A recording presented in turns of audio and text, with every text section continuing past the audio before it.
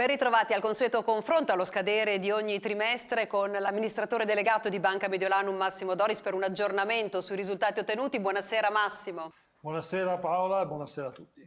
Allora, parliamo dei primi 9 mesi dell'anno, risultati che si confermano straordinari, lo dite anche sul vostro comunicato ufficiale, si legge che alla base di questi risultati appunto c'è il valore strutturale del nostro modello strategico, quanto mai attuale e aderente alla realtà dei giorni che viviamo. Questa è la dichiarazione, andiamo a vedere quali sono questi numeri, quelli che meglio rappresentano l'operato della vostra banca in questo periodo.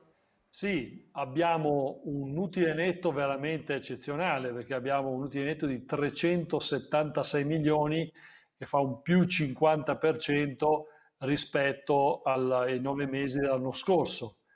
Le masse raggiunte 104 miliardi, più 19% rispetto allo stesso periodo dell'anno scorso. Impieghi, quindi crediti verso la clientela, che hanno raggiunto i 13,7 miliardi di euro, più 19%. E l'indice di solidità, il Common Equity Tier 1 Ratio, che sta al 20,4%, quindi a un livello veramente di qualità assoluta. Immagino che tutto questo si traduca in buone notizie anche per i vostri azionisti.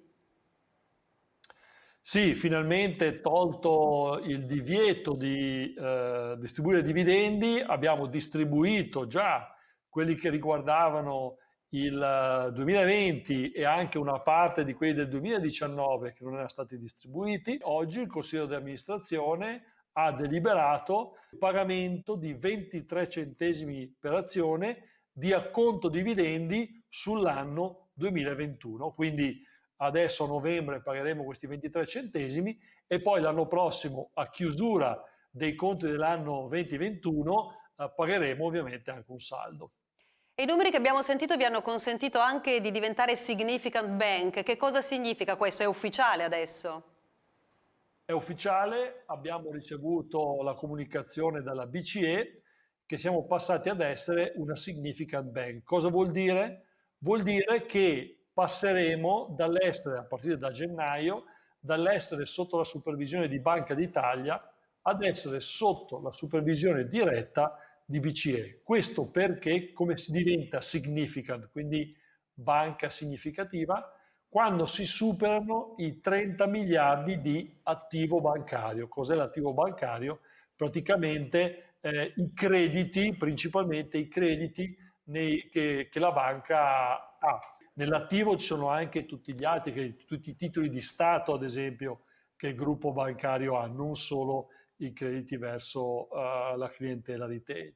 E noi abbiamo superato a livello di gruppo i 30 miliardi, attualmente siamo a 36 miliardi di attivo. Passiamo ai risultati commerciali. Di recente avete reso noti i dati di ottobre, quindi in questo caso abbiamo un aggiornamento che va un po' più in là, i 10 mesi. Anche in questo caso ci sono soddisfazioni? Sì, venendo ai risultati commerciali di ottobre, beh, è stato fatto un altro grandissimo passo avanti. Ottobre è stato un mese veramente molto, molto importante. Abbiamo fatto quasi 1 miliardo di raccolta netta totale in un solo mese. Per la precisione 994 milioni, raggiungendo i 7,4 miliardi appunto nei 10 mesi. Raccolta netta gestita 603 milioni nel mese, abbiamo raggiunto i 5,2 miliardi appunto nei 10 mesi. Nell'erogazione crediti alla clientela 331 milioni di crediti erogati per un totale da inizio anno di 3 miliardi 180 milioni e raccolta polizze protezione 15, oltre 15 milioni per un totale di 134 milioni da inizio anno. Quindi un grandissimo ottobre, ma anche grandissimi numeri nel progressivo. Numeri a cui ha partecipato come sempre anche le realtà spagnole in maniera consistente? Sì, la Spagna è sempre andata bene, ma negli ultimi 2 anni sta crescendo a ritmi veramente molto, molto, molto forti. Nei 9 mesi ha fatto 25,7 milioni di utile netto contro i 17,8 per esempio dei primi 9 mesi dello scorso anno.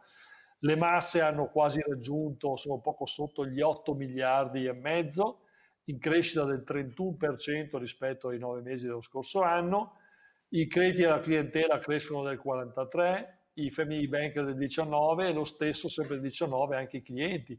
Quindi un passo veramente molto molto sostenuto anche da parte della nostra controllata spagnola. Ecco, hai parlato di crescita dei family banker. Immagino che questi risultati non possano essere messi a segno se non con una forte presenza sul territorio. Sì, e la forte presenza sta aumentando sia in Italia che in Spagna. Il totale dei family banker, tenendo conto dei due paesi, sale dai 5.330 di settembre del 2020 ai 5.697 di settembre 21. Ma anche la clientela è cresciuta molto, da 1.566.000 clienti di settembre dell'anno scorso a 2.275.000. Qui si vede una crescita fortissima di 700, di oltre 700.000 clienti in un solo anno. Cos'è accaduto? Beh, l'anno scorso abbiamo lanciato Flowy e Flowy tra novembre e dicembre dello scorso anno ha acquisito circa 600.000 clienti, quindi ovviamente ha dato un contributo enorme alla crescita della clientela del gruppo, ma nel frattempo sia Banca Mediolanum che Banco Mediolanum hanno continuato ad incrementare il numero di clienti in gestione. Mi sembra che i presupposti ci siano tutti per una chiusura d'anno da record, però ti chiedo che cosa vi aspettate? Alzate ancora l'asticella? Beh sì, visto come stanno andando i numeri, possiamo porci l'obiettivo di chiudere un anno da record, perché è alla nostra portata.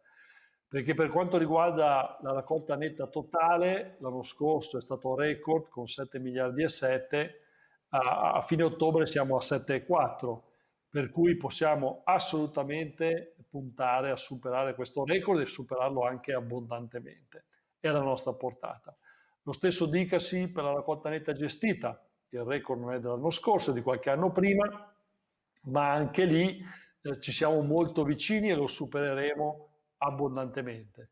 Per quanto riguarda l'erogazione del credito, in realtà l'abbiamo già superato alla fine di ottobre, perché l'anno scorso avevamo erogato 3 miliardi di nuovi crediti, siamo già oltre 3,100, quasi a 3,2 alla fine di ottobre, per cui questo record è già segnato e non potrà che migliorare con novembre e dicembre. E anche per quanto riguarda la raccolta premi protezione, che è stato record l'anno scorso anche quello siamo vicinissimi e per cui con certezza lo supereremo. Quindi record assoluto in tutte le linee di business, totale, gestita, credito e protezione, ma sempre con un occhio alla qualità, perché qui ci sono di mezzo clienti, ci sono di mezzo persone, non ci sono solo i numeri.